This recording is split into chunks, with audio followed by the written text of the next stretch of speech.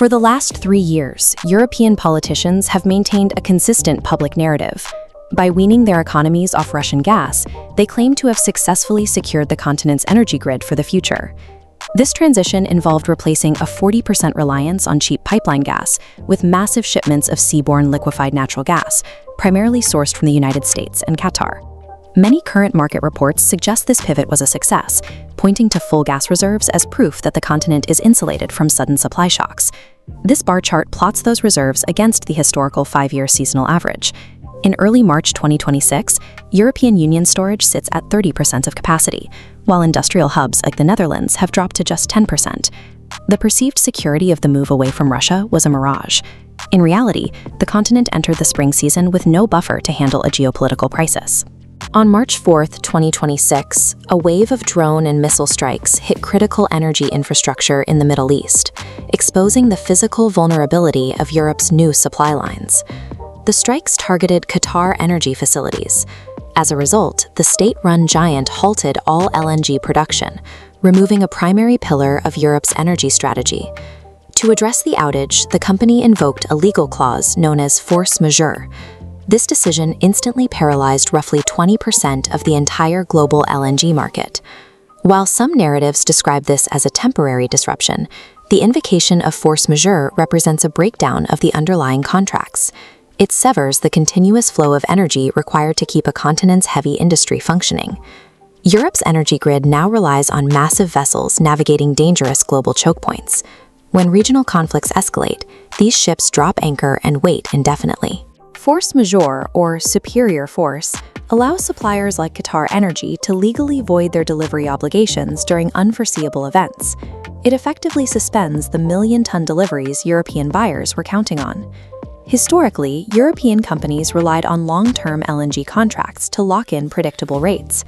This provided a fixed cost of roughly $7 to $10 per million British thermal units, the baseline for industrial planning. Once force majeure is declared, those protections vanish. Buyers are pushed into the spot market, where there is no price ceiling, and every cargo is sold to the highest bidder. This legal clause has stripped European industry of its price certainty. Companies that thought they had secured energy for years are now engaged in an unshielded bidding war for their survival. When 20% of the supply went offline, Asian buyers who rely heavily on Qatari gas moved to secure replacement cargoes. They immediately flooded the spot market with buy orders. The Asian benchmark price exploded. In just 5 days, the spot price surged 137%, climbing from $11 to over $25. This spike created an immediate physical reaction. LNG tankers in the Atlantic were recorded pulling U-turns, redirecting their courses toward Asia to capture those higher premiums. Simultaneously, the European gas benchmark surged 70%. Tanker charter rates doubled to $200,000 per day, and maritime insurance markets began to collapse. Because the global market is interconnected, Europe is losing its Qatari gas while being outbid for the alternative supplies it desperately needs. When spot market gas prices double, the economics of heavy manufacturing break. This is triggering a rapid structural shift away from industrial production in Germany. In the chemical sector, BASF has already eliminated roughly 4,800 jobs and permanently closed plants producing critical materials. These facilities cannot operate profitably when their primary input costs spike. The steel industry faced the same pressure. ThyssenKrupp recently announced plans to cut 11,000 jobs, 40% of their steel division workforce, as energy-intensive production becomes mathematically impossible. The fallout extends to the fertilizer industry. Natural gas is the essential chemical feedstock used to synthesize ammonia, accounting for up to a staggering 80% of total production costs. These industrial shutdowns lead to higher agricultural input costs. When fertilizer production stops, those expenses are passed to the grocery store, driving up food prices for the consumer. This sequence of events has created an inescapable dilemma for the European Central Bank in Frankfurt.